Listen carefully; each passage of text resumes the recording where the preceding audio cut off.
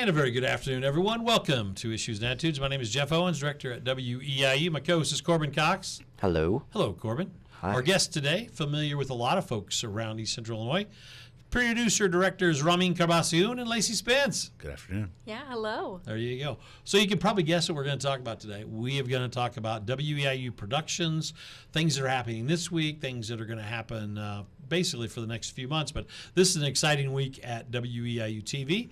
Tonight at 8 o'clock, Take a Hike debuts Season 3. Lacey, what can we expect tonight? That's right. What better way to spend Earth Day than celebrating with Take a Hike? So we are debuting our first episode of Season 3 at Fox Ridge State Park, so right in our own backyard. So give us a hint. And don't tell us the whole story, because people need to tune in tonight at 8 on TV, but what can people expect? Well, for one, you'll see our friend Dwayne Snow. He's the site superintendent out there, and he is going to be talking a little more about the newer biking and hiking trail. That's the focus of the episode at the end, and he just says all the reasons that people should visit. They've got camping, fishing, and so much more. There you go. Corbin? So I was looking, and Take a Hike first premiered in 2022. How did the idea for the show come about? I think it even came along earlier than that. This show was born out of the pandemic when a lot of things were closed.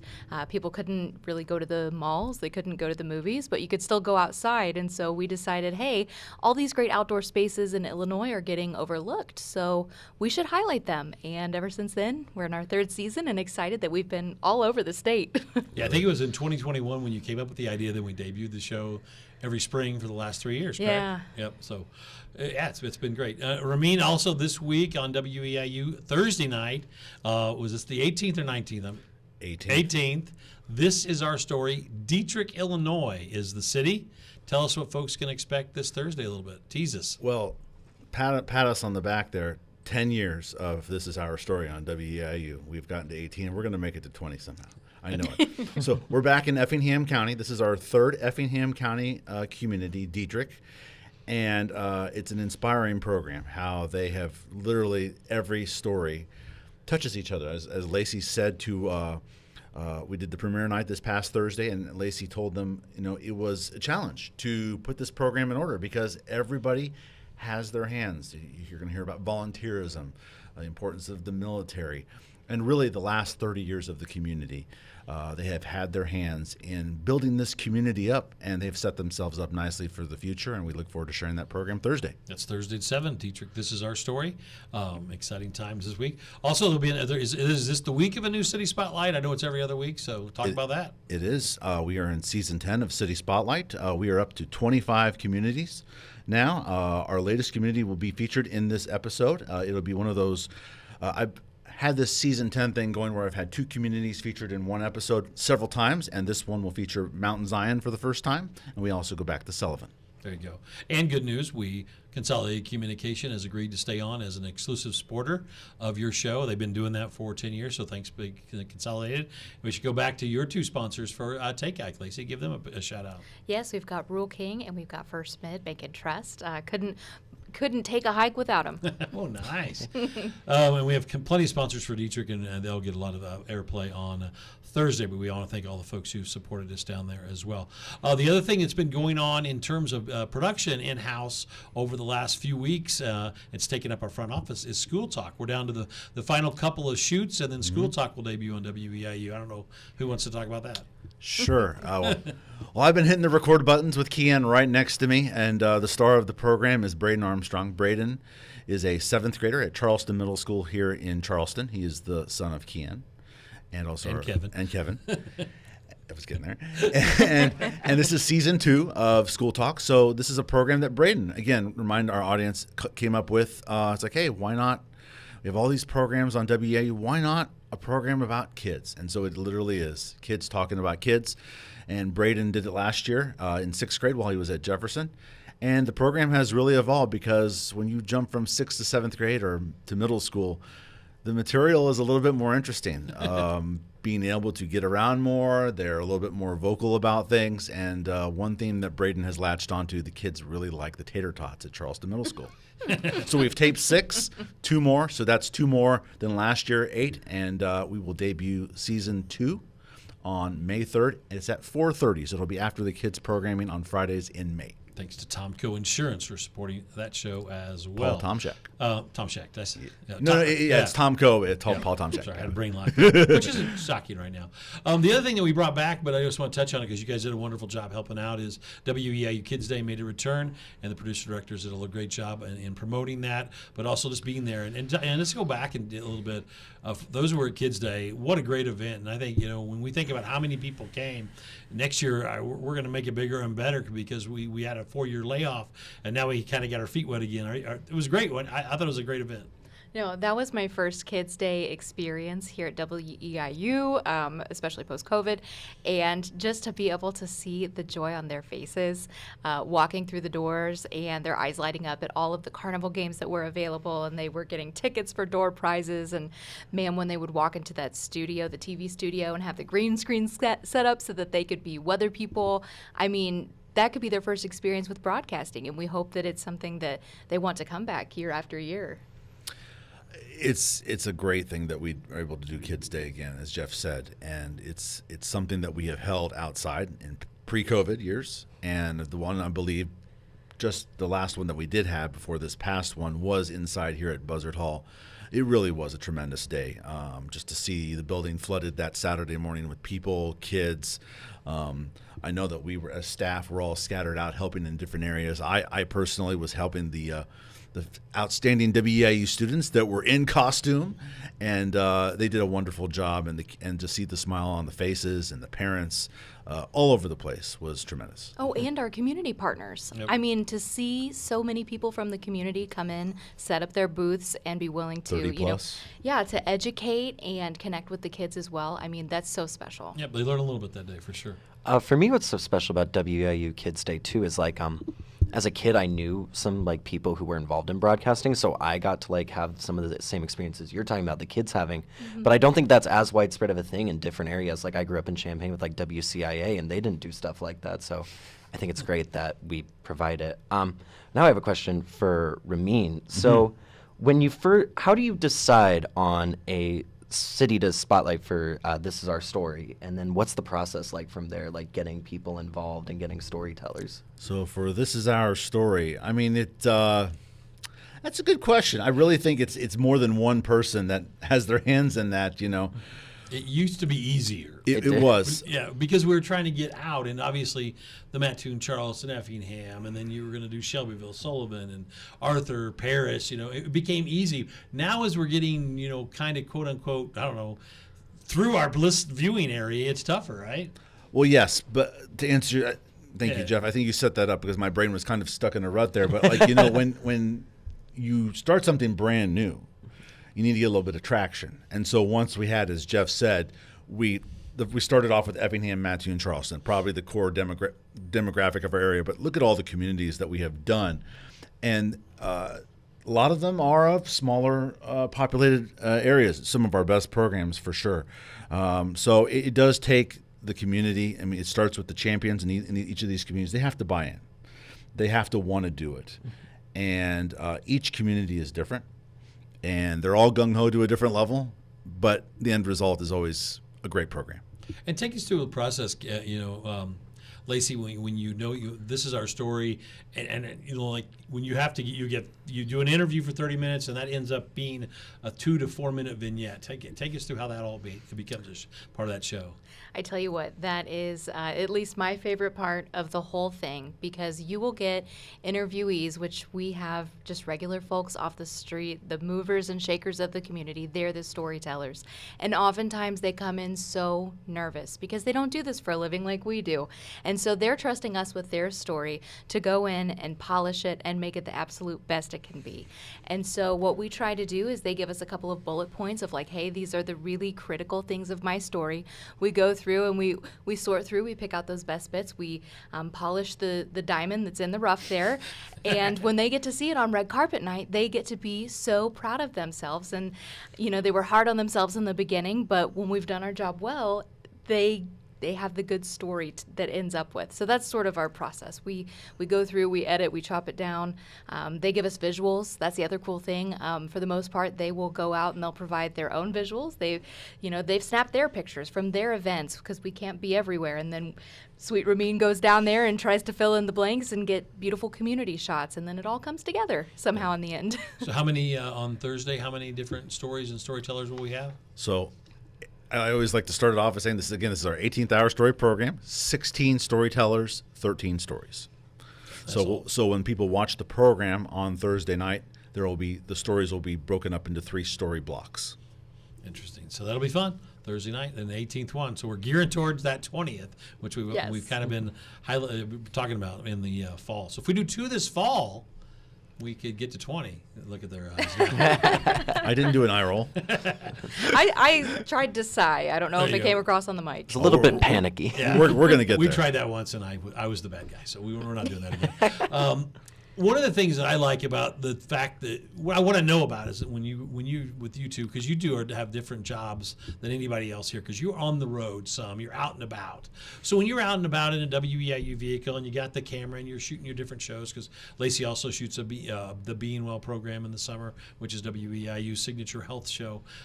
Talk about the people and what they ask about WEIU, and when you're out there, both of you talking to people, interviewing people, videoing them.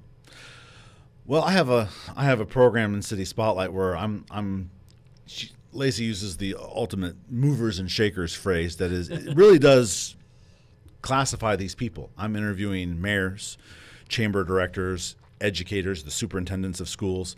And when you continuously go to the same programs maybe once or twice a season, and they know who you are, and they're talking to you for the second, third, or in this case, like say the mayor of Shelbyville, Jeff Johnson. I think I've interviewed him like 8 times, and you've built a relationship, and that's I think what's really really cool about it. And the same with Lacey. We've had we have the same medical providers on, but we do have a few return guests here and there that have been on in past seasons with say when Lori hosted or Kian, but they come back, they know us, they feel comfortable with us to share the material that they're going to share with us.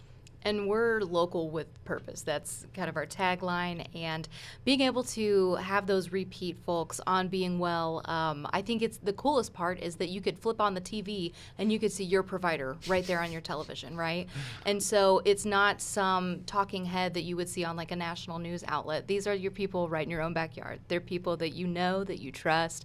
And so being able to highlight that and get into the, the corners of the viewing area that maybe don't get hit as much by bigger stations in the area, that means a lot to us. And Being Well, I know we're real early, but we talk about when do we know the fall debut and how many episodes? We are debuting in September. I believe it's the Tuesday after Labor Day, and we're hoping to kick off with a special on AFTD. That's the acronym for it, but it's the condition that Bruce Willis has. That it's a type of dementia that affects patients that are typically younger, and it's underdiagnosed. And so we're hoping to highlight that first, but we've got several between Carl, Sarah Bush Lincoln, Horizon Health, and let's see, HSHS. They've all already reached out. We've got great topics in the hopper, so definitely tune in this fall for that. Is it fun being able to travel about for some of these jobs and seeing the sites and take a hike? We're hopping in the car right after this show, Jeff, to go down to Dieterich and get some last few nuggets for the set. All right. So the answer is yes. There you go. Good answer. So, Corbin, question? Yeah. So you kind of touched on this before, but do you find people are usually responsive when you kind of come at them with a video camera, or are people more apprehensive? Or is it just kind of like you can't generalize and it's just based on each person? Well, the This Is Our Story program, it's a catch-22. It could be anything. Because at the beginning of this program, a lot of these communities, we don't know these folks. Like Dieterich, I'm going to speak for myself. I didn't know anybody from Dieterich. And you say, well, they're a population of about 800 people. How are they going to react to a camera? I would say probably, Corbin, about a fourth of the storytellers in each program genuinely are terrified of the camera. and the same goes with, like, say, school talk. Yeah, these are kids. Don't pay attention to me. Don't pay attention to the lights, the cameras. Just talk to Braden. Mm-hmm. Easier said than done. Yeah. That's a good answer. You want to add anything to I that? mean, I felt really good about the Take a Hike folks, but that's because a lot of these places are blessed enough to have like a media person, so they're trained to do that. But then they also know their stuff about the outdoors. So it's really, they've hooked us up with some great people to interview. Real quickly on Take a Hike, in episodes 2 through 6, you need to tell us at least a couple of spots that you went, and so we know it's coming. Absolutely. So episode 2, we went to Ballard Nature Center. That's down by Altamont. That was a Rameen find, and it was beautiful. Did not disappoint. They have a stellar nature center, so if you have kiddos that you want to get introduced to the outdoors, definitely check them out. Not too far away. Not too far away. Giant City State Park, that's a bit of a take a hike. That's far moment. Southern Illinois, and it's a gorgeous place. They've hit the eclipse the last 2 times. So this the big one in 2024, the big one in 2017. And that day we went monarch tagging with them, and so that was a hoot watching the kids, swinging the nets around and whatnot. That's a location that we had a PAW report to as well. The little grassy fish hatchery down there in Makanda. Yeah. That's the pronunciation? Yeah. Say that 4 times fast.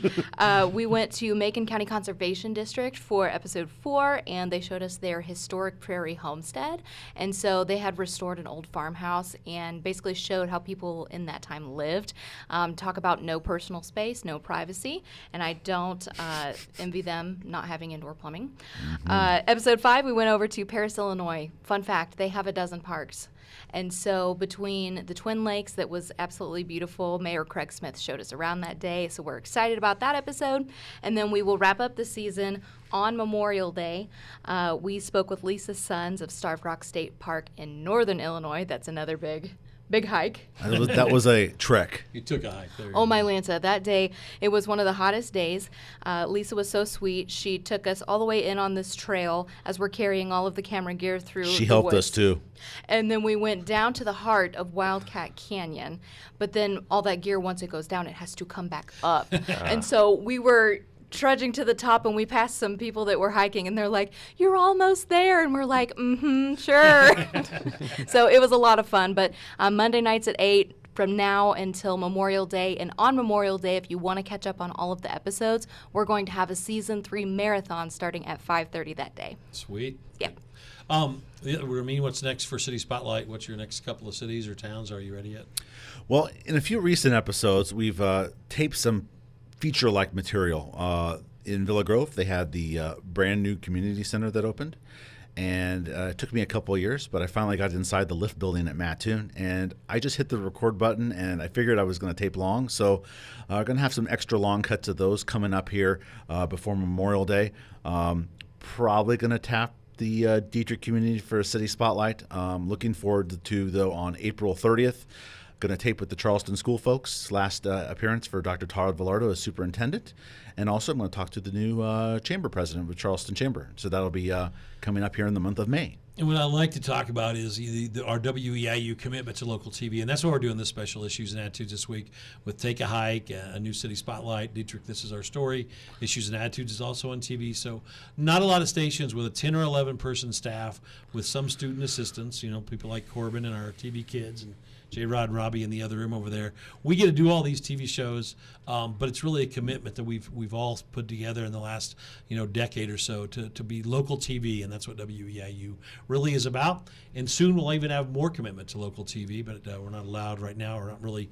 We don't have all the details. We'll have more out there for people to view on the WEIU platform. So exciting times here at WEIU. Newswatch will continue this week and next week. Then it'll go off for summer with Kelly and her students, and they'll return in the fall. They just won a ton of awards for Newswatch this past weekend, so we're excited about that program. We haven't talked a little bit yet about the other thing we do with Kelly and Rameen and Lacey in the summer is Paw Report, the only show like it in this part of the world where we go around to all these different odd places and talk about pets and animals and animal care. So you want to touch? Yeah, I don't know how far we've worked for the summer yet. Well, we actually have. Nice segue there. So come starting in May, we'll start taping Being Well and Paw Report episodes. Being Well mostly in June, and there'll be season 17 of Being Well, and the Paw Report. Season 14, Kelly has been at it a decade as she got the baton handed to her from Kate Pleasant, Kate the Great, down there in Robinson.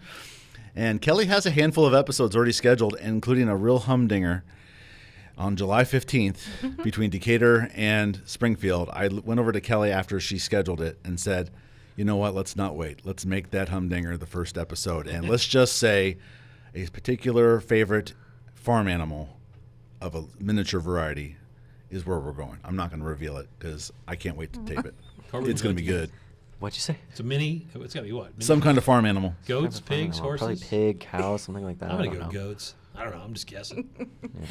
No one can see it on radio, but my face is like such a big smile because I know what it is. It's All right, very there you go. exciting. Is there a tough part about doing local TV? I mean, we were talking about the good stuff, but is there a tough part to your job of doing local TV?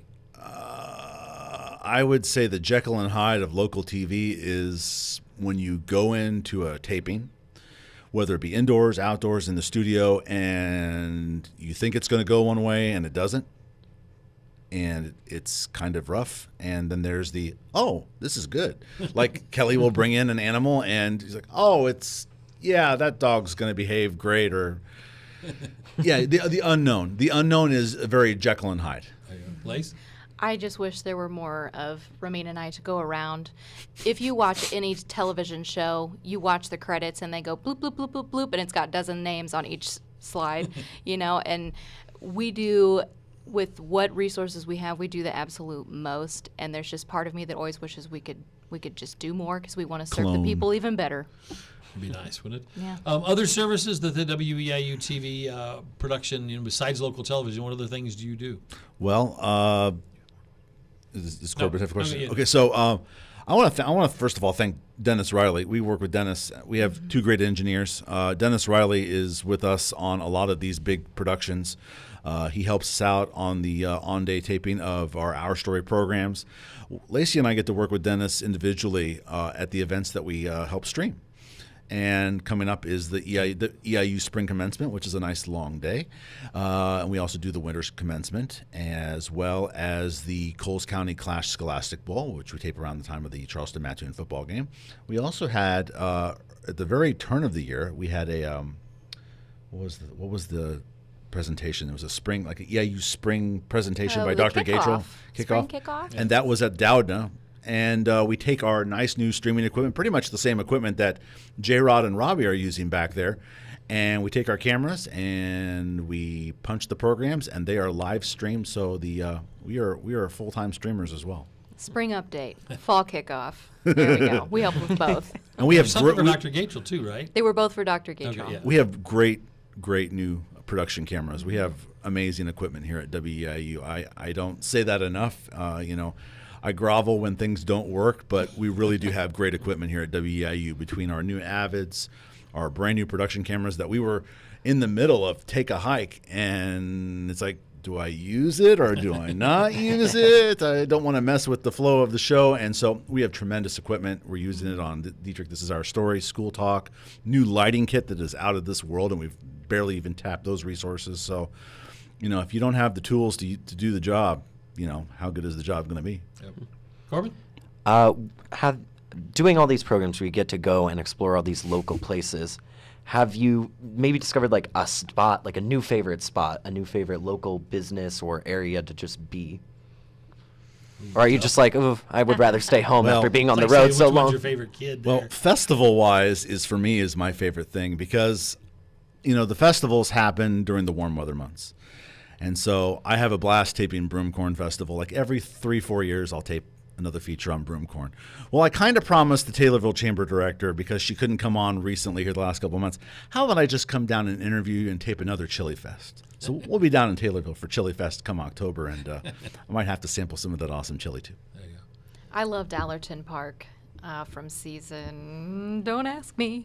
But I tell you what, we've been out there Fantastic. multiple times since we covered that episode. The trails are tremendous. They have a nice little cafe.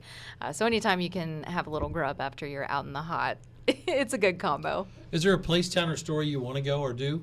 Is there something that's out there that you next year for Take Hike I want to go to wherever Well, or a town?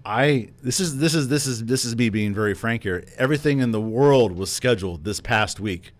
I counted 6 things I wanted to do or be at between Thursday and Saturday. One of them, I was hoping to do my first Champaign City Spotlight episode, but because I had 2 kids in the Charleston musical and things were going on, I wanted to go cover at Ebert Fest in Champaign because it was the 25th edition of that. That is a great local film festival. The reason why I wanted to go there is because back in my commercial days at the previous station to the north, I actually taped Ebert Fest the last year that Roger Ebert was well. There you go. Lacey, anywhere you? I tell you what, I am so good right now. She is full. I've not quite got to fall planning for Take a Hike season 4. So I still need to finish editing this season. So it's We're not looking too far ahead yet. Then, not right? just yet, no. All right, we have a few minutes left with Rameen, Karbassioon, and Lacey Spence from WEIU Television. Anything that we left out that you want to touch base on before we finish up today? Well, it's a joy to be here, and you know when we have to put those, Jeff has 2 or 3 times a year he tells us to put those reports together, and we hit the enter button, we send it, and I'll walk down the hallway and tell Mac's our programmer, we really do a lot. Yeah. It's amazing. Yeah. And it just this feels week good. alone, And it feels good. About this week alone is Take a Hike, City Spotlight, and This Is Our Story, and Issue News and Attitudes, all debuting new episodes or shows in terms of This Is Our Story. It's a busy place. So, and we're trying to get these kids, some to graduate, some to pass and finish up strong. And we can't do it without them on all these productions. We're going to have students helping us on the Dieterich program on Thursday night. It is a team effort to put these shows on. Yeah, helping us at commencement. That's what is top of mind for me, is thinking about the students.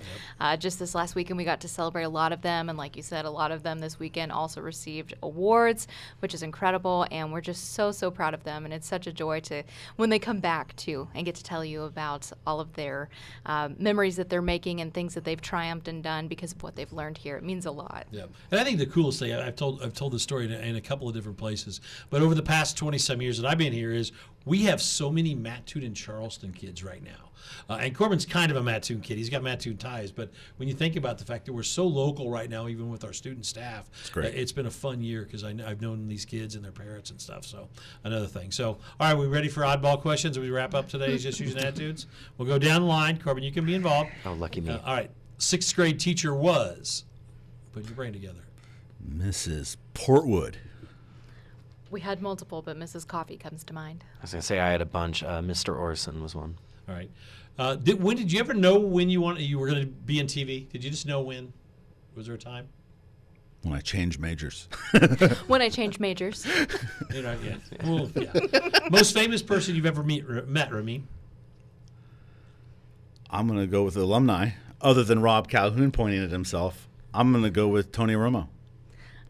Tony Romo. Stephen Schwartz, who wrote Wicked and Pippin and all those other musicals. All-time favorite TV show, but it can't be one that you're involved with. I binge watch at least once a year, House. Yellowstone. Twin Peaks. Vacation spot this summer, Rameen? Are you going to? Disney World.